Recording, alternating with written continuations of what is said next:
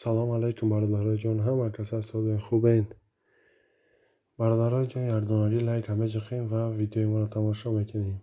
با دقت چقدر که میبینیم برادرای عزیز، در بانک ملی تاجیکستان تا حال 1000 روبل 164 سامانه و 60 درم، در بانک اسخطه همین خیل، یعنی که 1000 روبل 164 60 درم.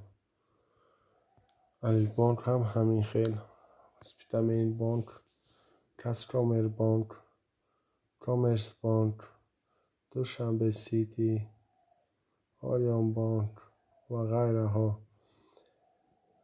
در همه بانک ها یک نمود ایستاده است، یعنی کورس تا حال بلند نشده است.